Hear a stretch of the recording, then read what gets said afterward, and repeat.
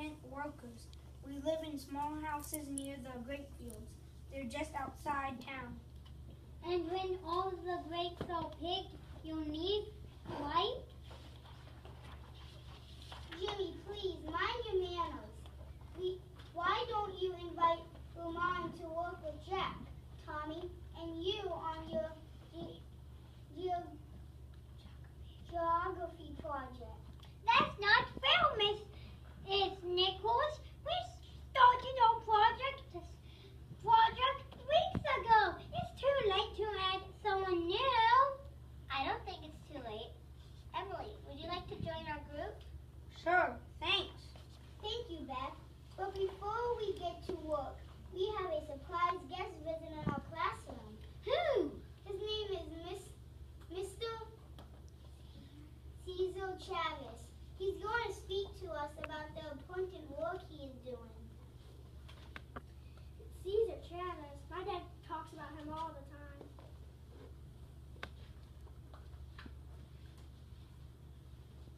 Yes, he's helping to get all the migrant farmers together. That's right, Emily. Mr. Chavez is working a union of farm workers. Does anyone know what a union is? I do. A union is a group that workers join to make sure they are being treated fairly.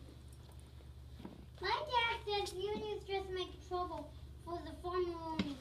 What's wrong with things the way they are? That's a good question, Jimmy. Let's listen to Mr. Chavez, then maybe we can answer your question. Okay, Mrs. Nichols. Class, let's all say hello to Mr. Chavez. Good morning, Mr. Chavez. Good morning, children. I am very happy to be here. Today, you know, being the child of migrant workers is not easy. My family lost our farm when I was 10 years old. Then we had to work for other people. You used to own your own farm like my family does? That's right. My family farmed in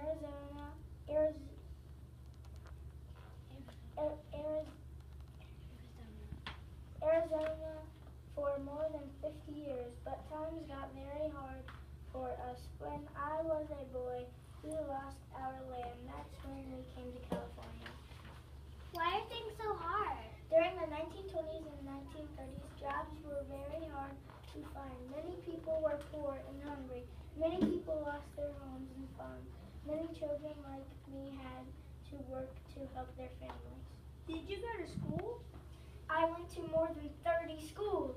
My family had to move from place to place to find work. 30 schools? That must have been really hard. It was, and many kids still do that. That's one reason I want to help migrant farm workers today. So you started the union? Yes, because a group is more powerful than one person. The union can be the voice of many. It's called the United Farm Workers of America. My family will join. So am I. It will help us earn better pay and live in better homes.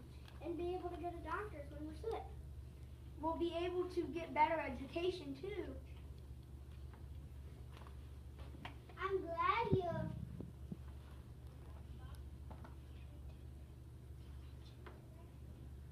mentioned education, Emily. Education is very important for all children. Don't you agree, Mr. Chavez? Yes, I do. The children of migrant farm workers need to have the same chance that other children do. I understand why my family has to move all the time, but I wish we didn't. Every time we get to a new town, there's another new school. There are more new kids to meet and new teachers, but I'm used to it. It doesn't sound like much fun. It wasn't fun for me either. I was able to finish the 8th grade in those days. That was very good for a child of migrant workers. I'm proud of that, but I want better things for our kids today. Like being able to finish high school? Yes, and I want kids to be able to start in September with everyone else.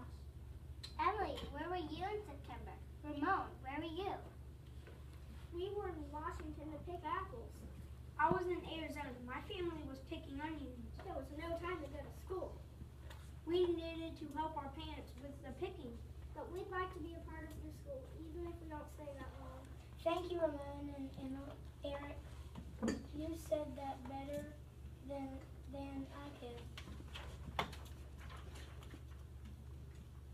Thank you, Mr. Chavez. I've learned a lot. Ramon, I'm really sorry I was so mean. That's okay. Well, we all thank you for being with us, Mr. Chavez. Yes, thank you, Mr. Chavez. Goodbye, kids.